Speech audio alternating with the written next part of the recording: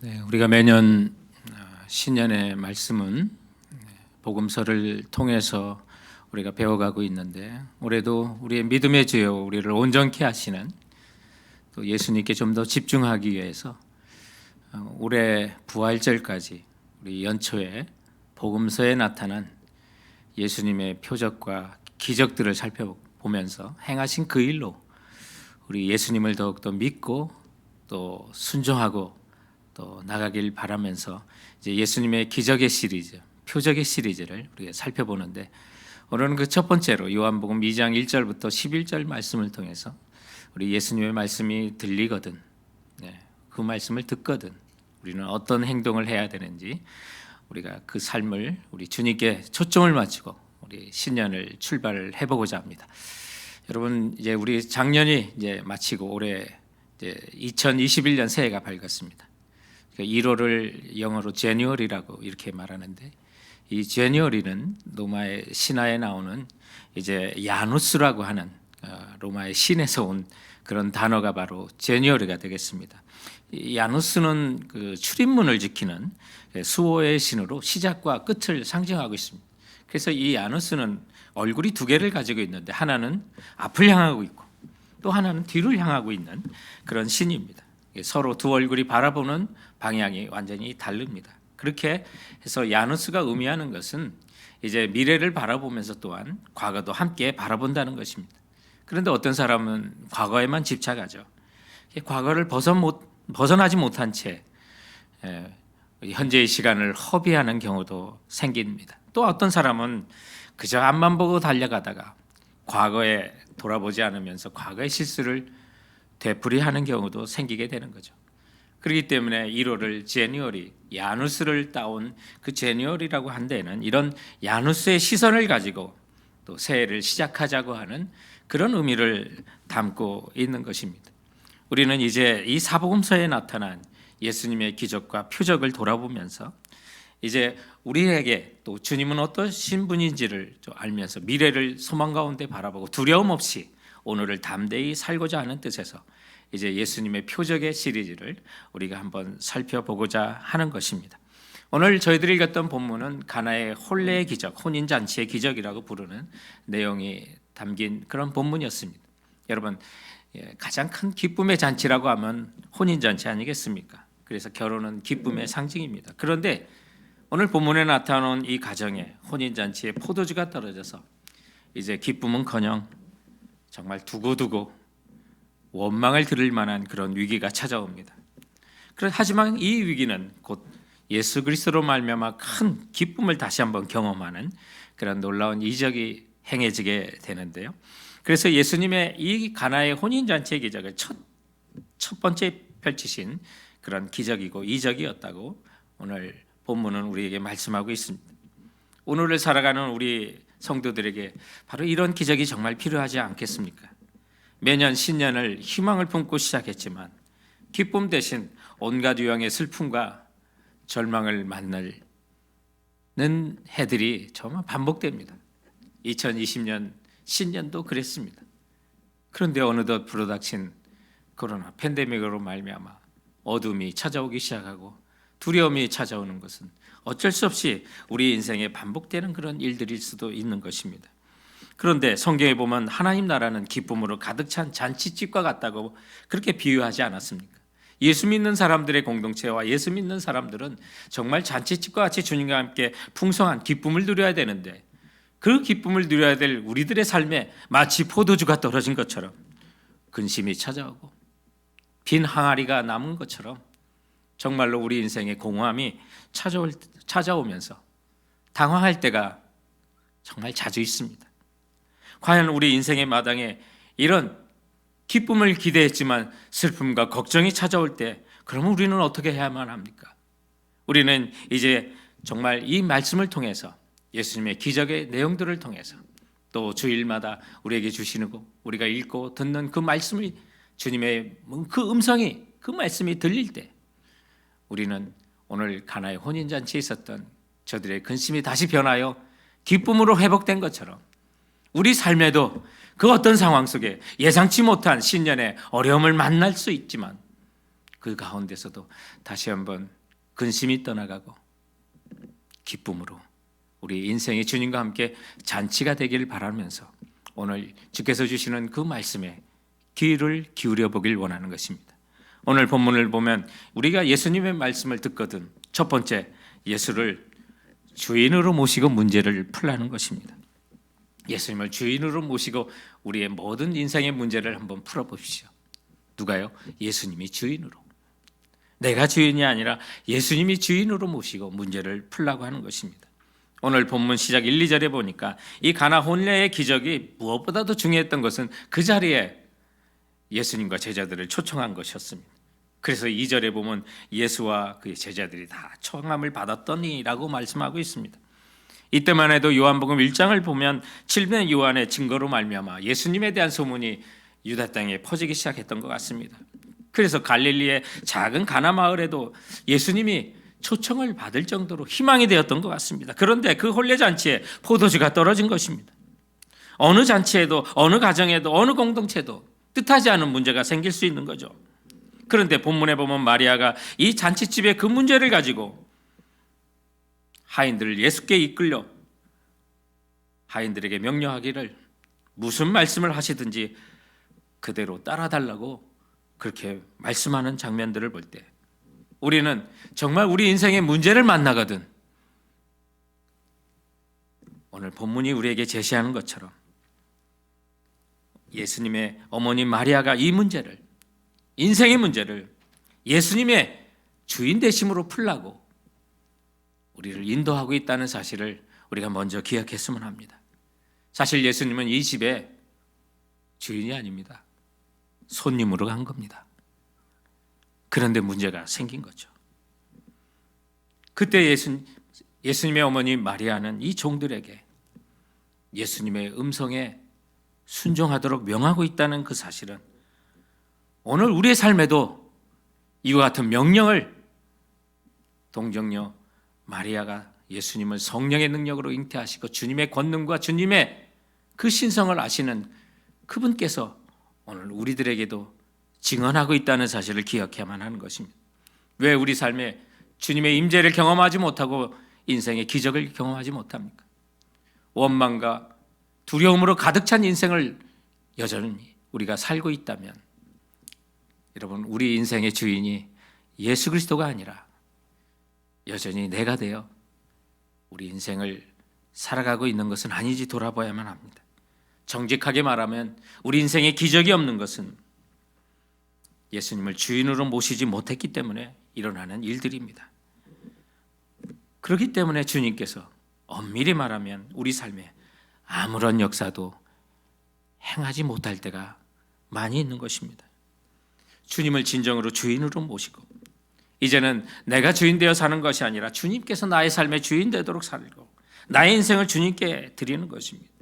예수님께서는 요한복음 7장 37절과 38절에 보면 성령께서 주님께서 보내줄 성령의 역사를 강과 같은 역사로 말씀하고 있는데 왜 우리 인생에 그 강과 같은 성령의 역사를 경험하지 못할까요? 그것은 우리 삶에도 그 강이 흐르지 못하게 하는 엄청난 댐이나 뚝과 같은 일들을 우리 스스로가 자행하고 있기 때문에 그렇다는 사실을 우리는 깨달아야만 하는 것입니다.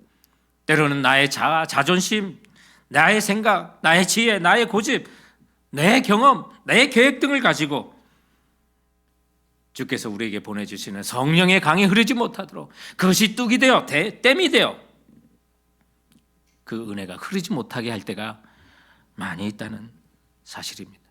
그런데 그 순간에 이제 예수님의 모친이신 마리아는 무슨 말씀을 하시든 예수님의 말씀대로 하라고 오늘 우리들에게 심령 속에 확성기를 대고 그 음성을 들려주고 있는 것입니다. 마리아의 요청에 예수님의 대답은 좀 뜻밖의 대답을 하시죠. 여자여 나와 무슨 상관이 있나이까. 4절에 보면 내 때가 이르지 아니하였도다라고 말합니다. 여기에 내 때라고 하는 것은 이제 예수님께서 메시아의 영광을 나타날 때를 말씀하고 있습니다만 그럼에도 불구하고 예수님의 모친이신 마리아가 예수님께 기적을 요청하는 이 사건은 어머니이신 마리아는 적어도 예수님께서 하나님의 자녀들의 삶에 난처한 것을 가만히 있지 아니하시고 도와주실 거라는 사실을 누구보다도 잘 알았기 때문에 그런 것입니다. 그러므로 오늘 이 순간에도 여러분의 우리 모든 문제들, 어려움들, 때로는 정말 때가 아닌 것 같이 보이더라도 우리의 곤란한 부분들을 나서셔서 도와주시고 인도하시고 해결해 주실 우리 예수 그리스도라는 사실을 우리는 확신하면서 주님께서 무슨 말씀을 하시든 내가 그것을 들으려고 하는 자세로 주님이 이제는 손님이 아니라 2021년 이 올해 우리 주 예수 그리스도를 주인으로 모시고 우리 삶의 많은 부분들의 문제를 좀 해결해 나갔으면 하는 것입니다. 오늘 마리아는 너희에게 예수께서 무슨 말씀을 하시든지 그대로 하라고 말씀하시면서 여기 물이 변하여 포도주가 되게 하신 정말 비밀이 되는 열쇠를 우리에게 알려주는데 이제 그 종들에게는 그의 시선과 그의 귀가 여러분 누구에게 쏠렸을까요? 예수님에게 그의 시선과 그의 귀가 집중되어 있을 것을 여러분 생각하시기 바랍니다. 더 이상 이 종들에게는 잔치집의 문제가 아니라 비어진 그 포도주 통이 저들의 시선이 아니라 거기에 집중한 것이 아니라 예수님께서 이제 나에게 무슨 말씀을 하실까? 주님께 집중한다는 것입니다. 여러분 우리 문제를 예수님을 주인으로 모시고 풀라고 했을 때는 그것은 나의 생각과 나의 시선과 나의 귀를 이제는 그 문제에 집중하는 것이 아니라 비어져가는 그 포도주 통에 집중하는 것이 아니라 주님께서 이 문제에 무슨 말씀을 하실까? 무엇을 지시하실까? 그 말씀하실 예수님께 집중하는 것이 우리 인생의 문제를 해결하는 그 열쇠가 되고 시작이 된다는 사실을 오늘 우리 본문은 우리들에게 가르쳐주고 있는 것입니다. 사랑하는 성도 여러분, 우리는 함께 대면하여 예배하지 못하는 이 시대에 우리에게 배운 한 가지 교훈이 있습니다. 우리는 서로를 그리워하고 정말 성도가 함께 예수 그리스도의 교회로 지어져 가야 된다는 사실을 우리는 그 어느 때보다 많이 깨닫지 않았습니까? 그래서 에베소서 2장 22절에 있는 것처럼 우리는 성령 안에서 하나님이 거하실 처소가 되기 위하여 그리스도 예수 안에서 함께 지어져가는 교회라는 사실을 떨어져 있으면서 더 많이 깨닫지 않았습니까? 그러므로 비록 우리가 몸과 몸은 만나지 못하더라도 비록 여러분 우리 함께하는 교우들 그리고 여러분의 동산 가족들 좀 서로를 격려해서 우리 함께 예수님을 주인으로 모십자. 어떤 가족들이 내 믿음의 동산에 그 식구들이 문제를 만나거든 서로를 격려하여 문제에 집중하지 말고 떨어진 포도주 통에 집중하지 말고 우리에게 무엇을 말씀하실까? 우리가 그 말씀을 하실 그 예수 그리스도께 서로 집중하자. 좀 서로를 격려해서 그리스도 예수 안에서 함께 지어져가는 교회로 올해 우리가 우뚝 서기를 바라는 것입니다. 이런 모습이 일어날 때 여러분 정말 문제가 해결되든 해결되지 않든 관계없습니다. 우리는 함께 지어져 우리 주 예수 그리스도가 함께 지어져가는 거룩한 교회로 함께 설 것인데 우리 이웃들을 서로 격려하여 문제의 그 순간마다 예수님을 주인으로 모시고 문제를 해결해 나가는 믿음의 공동체가 되시길 주님의 이름으로 축원드립니다. 오늘 두 번째 예수님께서 예수님의 말씀이 들리거든 우리가 행해야 될 두 번째 본문이 주는 가르침은 주의 하시는 말씀 그대로 순종하자는 것입니다. 주의 말씀 그대로 순종하자. 본문의 기적에 또 이루어지는 결정적인 그 열쇠는 예수님을 주인으로 모시고 문제를 해결했을 뿐만 아니라 그 말씀에 따라 온전히 그대로 순종했다는 것입니다. 만약 이때 이 가나 혼례의 잔치의 종들이 예수님의 그 말씀을 가지고 우리 보고 뭘 어떻게 하라고 연회장에 포도주를 기다리고 있는데 물을 갖다 부라고 할 때 물을 지금 뭐 물 먹이려고 하나? 뭐 이런 생각도 했을 거 아니에요, 사람들이. 그런 생각을 하게 되면 자신의 경험과 또 자신의 생각만 믿고 했다면 이 난처함과 이 문제는 해결되지 않았을 것입니다. 그러나 하인들은 잠잠히 순종했기 때문에 혼례잔치에 엄청난 혼란을 피했고 소중한 시간도 허비하지 않았던 것입니다. 그래서 그들은 예수님의 말씀이 들리자마자 그대로 순종하는 것을 7절과 8절을 통해서 보여줍니다. 예수님께서 물을 채우라 하신즉 아귀까지 채우니라. 하신즉 바로 실천했다는 뜻입니다. 그리고 8절에 보면 이제는 떠서 연회장에 갖다 주라 하니 그들이 갖다 주었더니 주님이 하시는 말씀대로 저들은 따르고 있는 것입니다. 그렇게 말씀에 순종했을 때 그들은 그 기적의 비밀을 이해하는 자가 되었고 누가 행했는지를 아는, 그래서 9절에 남들은 다 알지 못하지만 그 하인들은 알더라라고 하지 않았습니까? 우리는 지난 한 해 코로나 팬데믹이 몰아친 작년을 돌아볼 때 우리 성도들의 영적인 삶에 부익부 빈익빈 현상이 있었다는 사실을 제가 점검할 수 있었습니다. 많은 성도들의 그의 신앙적과 영적인 삶에서 평소의 습관에 따라 신앙생활을 하는데 이 현장 예배나 현장에 나와서 기도에 익숙한 사람들이 온라인이나 또 함께하는 이 공동체의 성경 읽기나 묵상이나 함께하는 신앙생활에 익숙하지 못하는 분들에게 찾아온 하나의 현상은 빈익빈 현상입니다. 너무 힘들어합니다. 예배를 드릴 수 없는 것을 한탄하고 어려워하는 것을 보게 됩니다. 그런데 그 상황 속에서도 받아 누리는 자가 많이 있었다는 것이죠. 주께서 주신 은혜를 풍성히 받고 더 누리는 사람들이 있었습니다. 그들에게는 코로나 이 상황 속에서도 하나님은 일하셨고 그 어느 때보다도 주님과 친밀하게 영적인 삶을 즐길 수 있었고 동행할 수 있었다고 간증하는 수많은 사람들을 우리는 보아하지 않았습니까? 그러므로 우리는 합리적인 이성도 중요하지만 필요하지만 이성에만 묶이는 사람이 되지 말고 올 한 해 믿음의 사람이 되었으면 합니다. 그것은 순종의 사람이 되는 것입니다. 주께서 하시는 말씀 그대로 따라 살자는 것입니다. 특히 우리에게 새로운 기회로 2021년 새해를 주께서 우리에게 허락하셨는데 올해 정말 말씀대로 좀 살기 원합니다. 주께서 주님의 말씀이 들리거든 그 말씀을 듣거든 항아리에 물을 가득 채우라 하면 아귀까지 채우고요. 이제는 떠서 갖다 주라 하면 그 즉시 우리는 갖다 주고요. 주의 말씀에 지체하지 않고 순종하길 바랍니다. 우리가 주님의 말씀의 순종은 취사 선택이 아닙니다.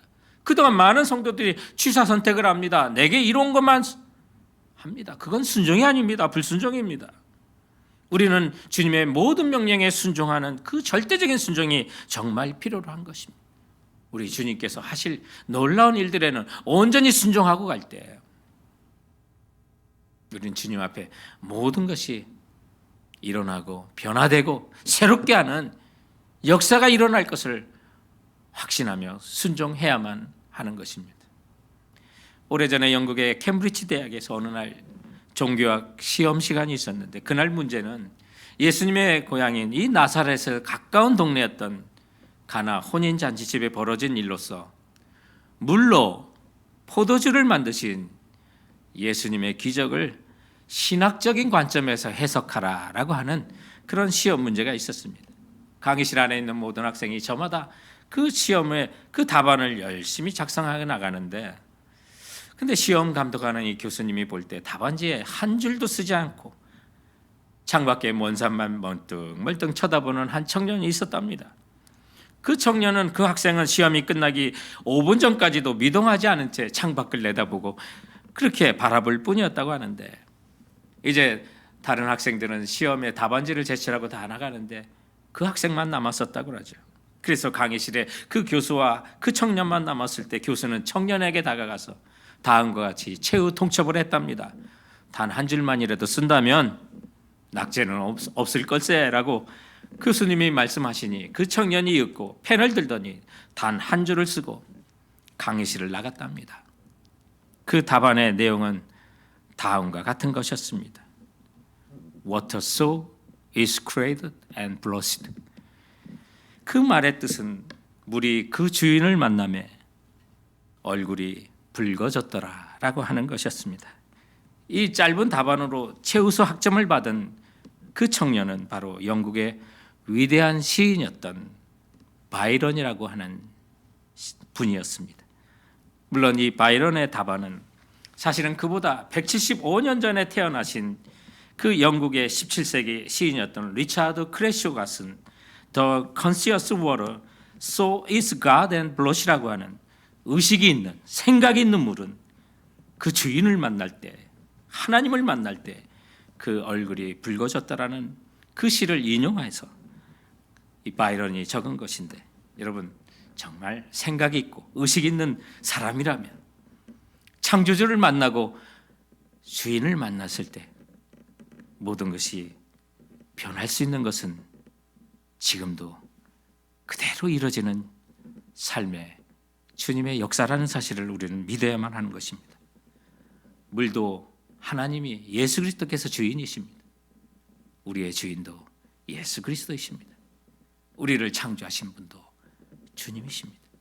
그렇다면 물이 변했다면 여러분 우리도 변할 수 있는 것입니다. 주님의 말씀대로 순종하고 나간다면 역사는 반드시 일어나는 것입니다.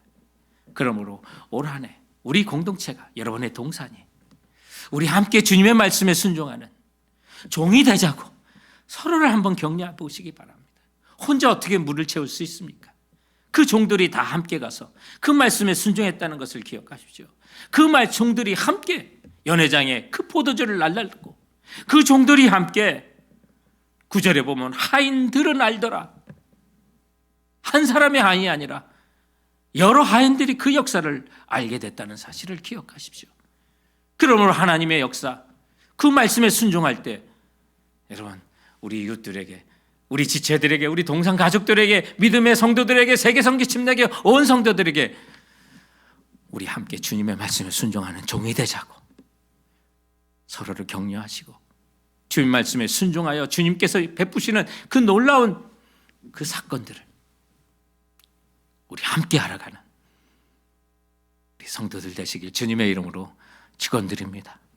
오늘 주님의 말씀이 들리거든 본문이 주는 마지막 세 번째 교훈이 있다면 우리의 피로를 채워주실 예수님을 믿으라고 하는 것입니다. 결국 이 표적을 통해서 우리는 예수님을 바라보게 하는 것입니다.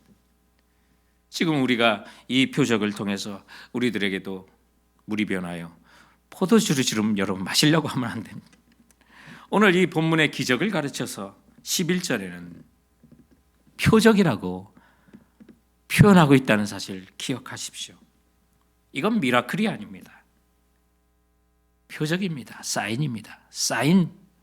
그래서 NIV에 보면 이 표적을 Miraculous Signs, 또 원문에 충실한 NASB에 보면 His Signs, 창조주 하나님의 사인이라고 되어 있습니다. 여러분 사인이라는 거, 그거는 그 사인 뒤에 있는 담겨진 의미가 있다는 사실을 기억하십시오. 가장 쉽게 생각할 것은 우리 교통 표지판을 생각하시면 됩니다.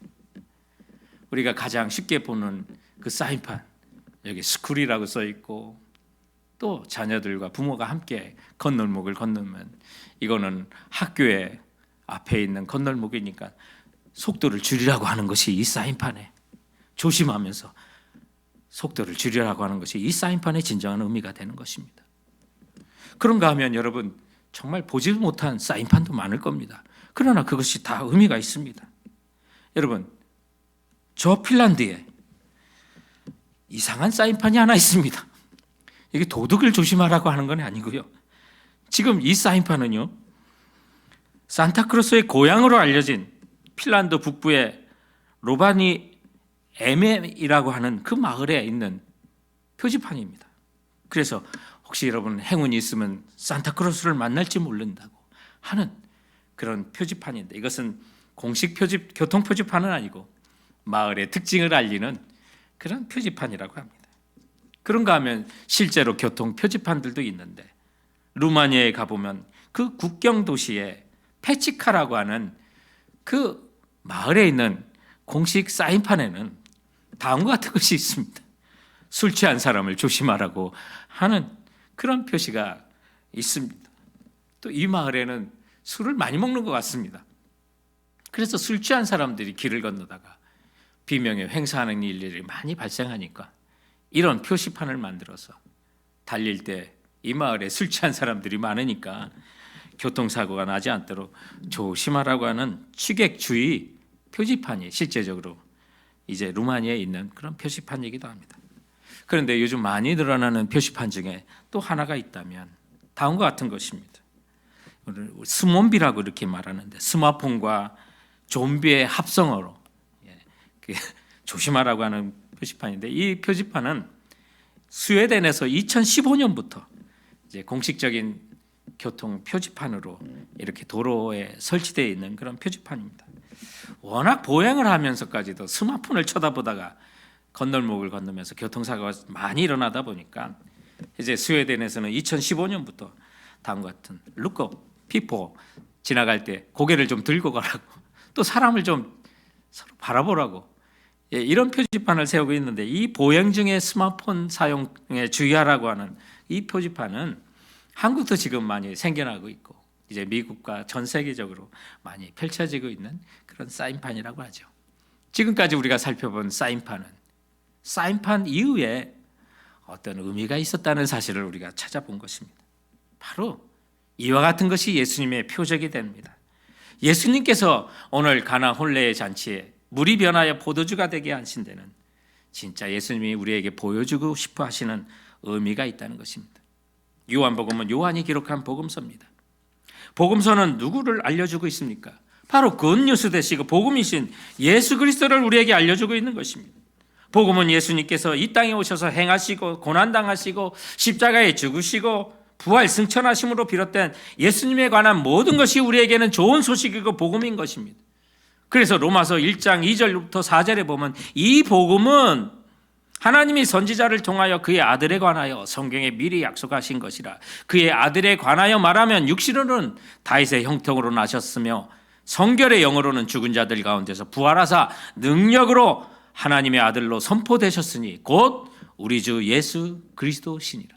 중간에 여러 내용들을 빼면 앞과 뒤만 맞춘다면 이 복음은 곧 우리 주 예수 그리스도시니라. 여러분 이해하십니까? 우리에게 좋은 소식은 뭡니까?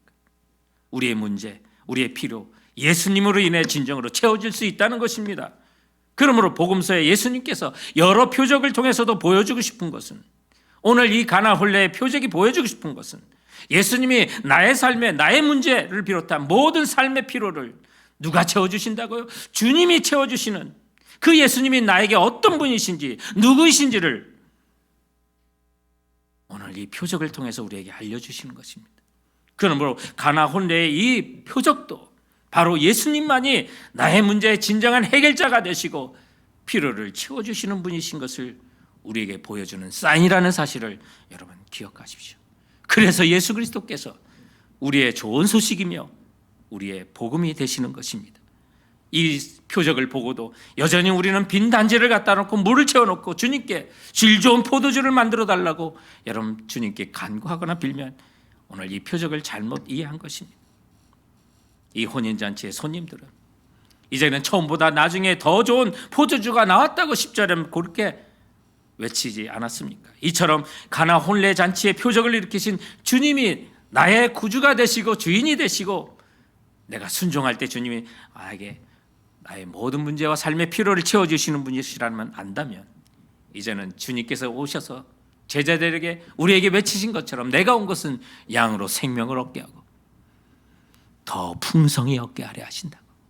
전보다 더 풍성한 삶, 전보다 더 풍성한 부요의 영적인 삶, 모든 삶, 그걸 누가 채워주신다고요? 예수님이 채워주신다는 사실을 오늘 이 가나의 혼례의 표적을 통해서 우리에게 알려주고 있다는 것입니다. 비로소 이 표적을 보고 11절에 보면 예수께서 이 처음 표적을 갈릴리 가나에서 행하여 그 영광을 나타내시며 제자들이 그를 믿으니라. 여러분 그렇습니다.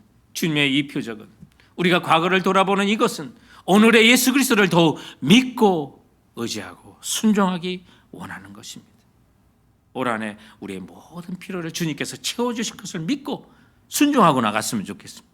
그래서 시편 34편 8절에 있는 것처럼 너는 여호와의 선하심을 맛보아 알지어다. 그에게 피하는 자는 복이 있도다. 여러분, 올 한 해 우리 주님의 선하심을 맛보아 좀 아시기 바랍니다. 경험하시기 바랍니다. 예수님께서 갈릴리 가나의 이름 없는 마을에서 이런 기적을 행하셨다면 여러분, 왜 우리 마을에도 이런 기적을 행하지 않으시겠습니까? 그가 이름도 없는 무명의 가정을 위하여, 그리고 무명의 이 신랑 신부를 위하여 이 기적을 행하셨다면 나와 같은 무명의 가정들, 나와 같은 무명의 인생에도 주님은 동일한 기적을 행하지 않으시겠습니까? 그러므로 예수님은 우리 삶의 주인으로 모시고 문제 될 때마다 그 문제에 초점을 맞추지 말고 이제는 주님께서 나에게 뭐라고 하실까? 이 문제를 어떻게 해결하실까? 주님께 삶의 초점을 두고요, 그분의 말씀이 들릴 때마다 그 말씀 그대로 순종하고 주님의 신실하심을 맛보아 경험할 것을 믿고 한 걸음 한 걸음 걸어갔으면 하는 것입니다. 유명한 거장 화가인 미켈란젤로의 그 작품 중에 유명한 그 시스티나 채플의 천장 벽화를 보면, 바티칸에 있는 저 천장 벽화, 그 안에 천지창조와 노아, 인간 타락, 노아 이야기, 거기 다 프레스코 거의 천장으로 이렇게 완성이 되어 있는 것을 보게 되는데, 저 작품을 완성했던 1524년에 있었던 일입니다.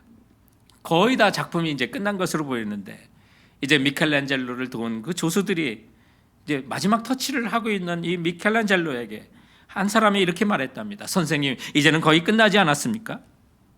그때 미켈란젤로가 이런 말을 합니다. 자네 눈에는 끝난 것으로 보이나? 내 눈에는 아직 끝나지 않았네. 그러고도 수일을 더 마무리 작업을 해나갔었다고 합니다. 그런데 한 번은 밑에서 미켈란젤로가 천장을 둘러보고 계속 멀끄러미 뚫어지게 쳐다보는데 아직도 그 작업을 했던 모든 그 공사에 필요했던 그 내용들은 치우지 않았다고 합니다.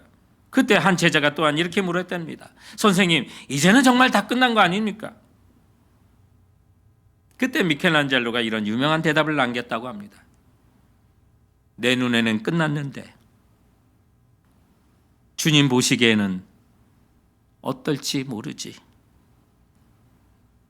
사랑하는 성도 여러분, 오늘은 새해를 출발하는 첫 주일입니다.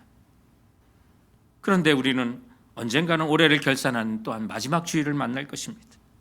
아니, 나가 우리 인생의 마지막을 만나게 될지도 모르겠습니다. 그때 주님은 나의 1년을, 그리고 내 인생을 어떻게 보실지 생각하면서 올해를 믿음으로 경주하고, 올해도 우리의 주인 되신 예수 그리스도께 기쁨이 되는 삶을 살아가시는 우리 세계선교 침례교회 성도들 되시길 주님의 이름으로 축원드립니다.